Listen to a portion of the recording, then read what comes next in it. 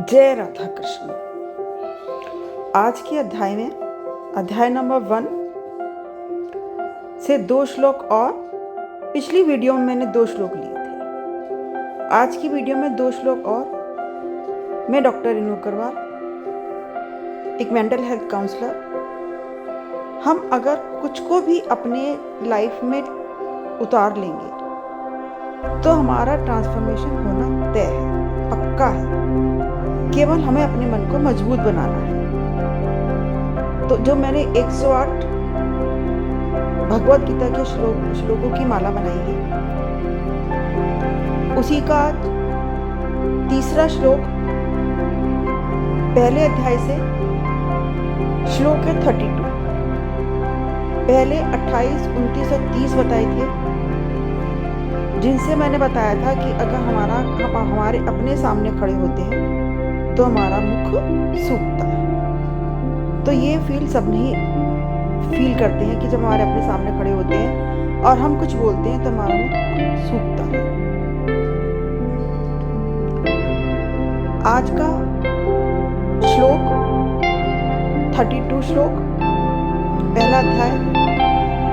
किम no राज्येन Govind किम भोगे जीवत्रेण। अर्थात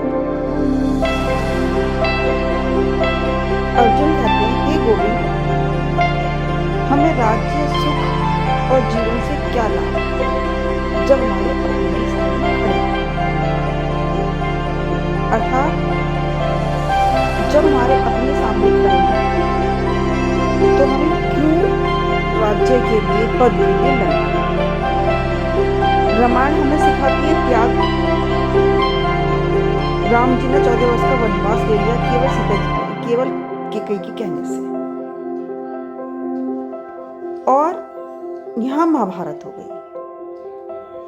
तो ये तो आप जानते ही हैं कि जहां भी एक ने अपना हक जताने की कोशिश की कि मुझे ये चाहिए, तो वहीं महाभारत शुरू हो जाती है।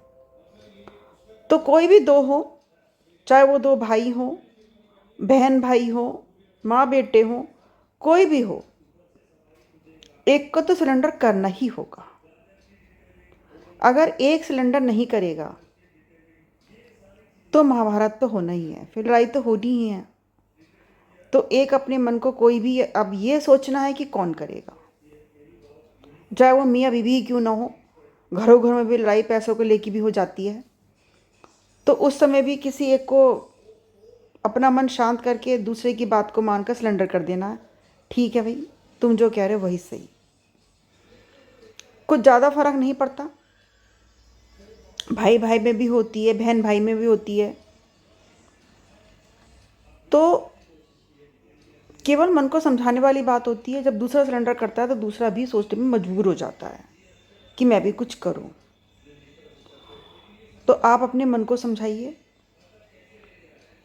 और करके देखिए, सिलेंडर करके देखिए अपने आप को। खुशी तो मिलेगी ही, मन की शांति मिलेगी। खुशी मिले ना मिले, लेकिन मन की शांति तो ज़रूर मिलती है।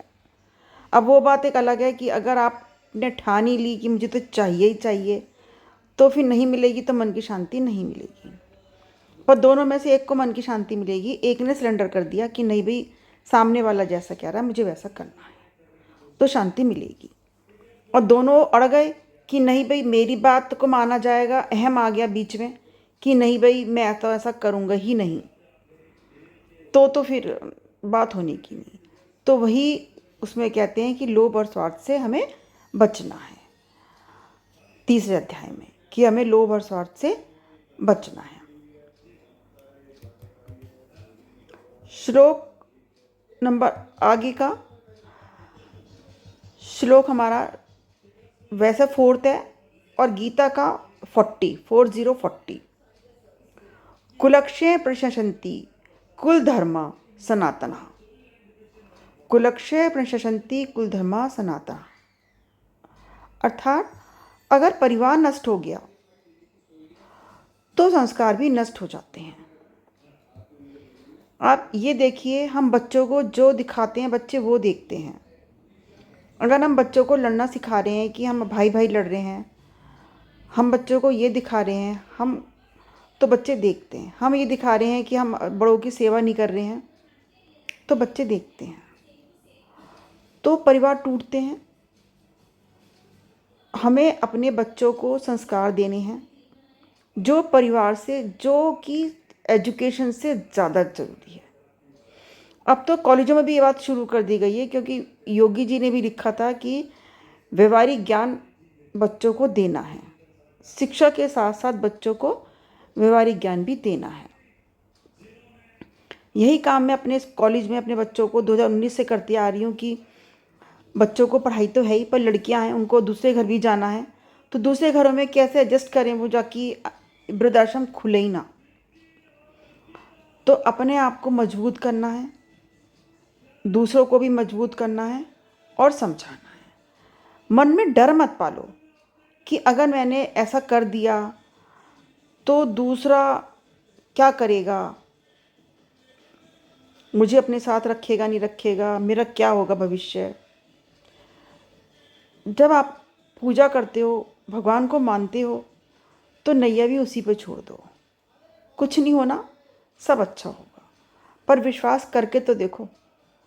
आप अगर एक बार विश्वास कर लिया फिर भी आप साथ अच्छा नहीं हुआ, दूसरी बार करा फिर भी अच्छा नहीं हुआ, तो कोई बात नहीं, अपना बैड एक्सपीरियंस को मत अपने साथ लेके चलो।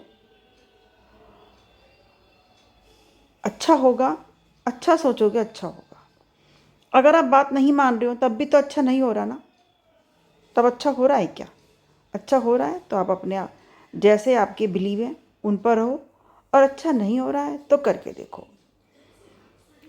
तो हमें अपने मन से लोभ हटाना होगा, हमें अपने मन से ईर्ष्या हटानी होगी, अपने परिवार के साथ रहने के लिए, अपने परिवार को एक करने के लिए।